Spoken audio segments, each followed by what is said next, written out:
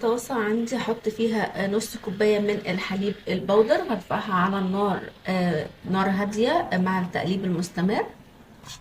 شايفين الحليب بتاعي ابتدى ياخد اللون الذهبي الفاتح، انا عايزة لون اغمق من كده عشان يخلي لي لون المرتة غامق وحلو كده. اللون اللي احنا محتاجينه خلاص، اللون اللي هو الذهبي الغامق شوية. هطفي بقى عليه النار. دلوقتي هفضي الحليب بتاعي علشان درجة الحرارة ما تغمقوش اكتر من كده. هفضيه واسيبه يبرد. هسيب اللبن البودر على جنب يبرد. في نفس الطاسة هنزل بكوبايتين من القشطة، ممكن تكون جبنة متخففة بشوية من الحليب، بس لو قشطة يكون افضل علشان انا عايزة كمان يطلع لي منها مرتة. هرفع كمان القشطة بتاعتي على نار متوسطة.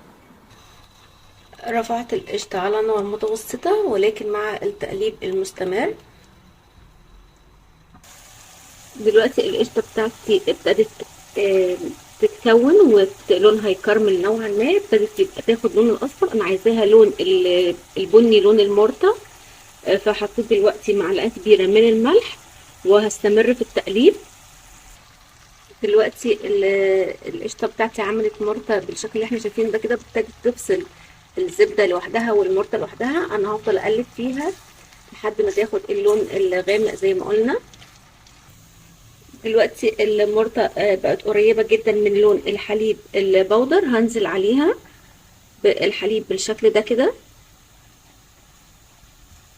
وهرجع اقلب تاني ونشوف مع بعض اللون اللي احنا عايزين نوصل له. دلوقتي هنزل بقى بمعلقة كبيرة من الشطة، ودي مهمة جدا عشان المش بتاعي ما يبصش معايا وما يكونش فيه اي حشرات، وكمان بتدي طعم حلو قوي بالذات لو هنحط فيها جبنة. دلوقتي بقى معايا نص لتر من الحليب، هنزل شوية بشوية. وطبعا القوام بتاع المش زي ما احنا حابين، عايزينه خفيف او تقيل هنتحكم بكمية الحليب اللي احنا هنحطها. كده بقى هطفي خلاص النار.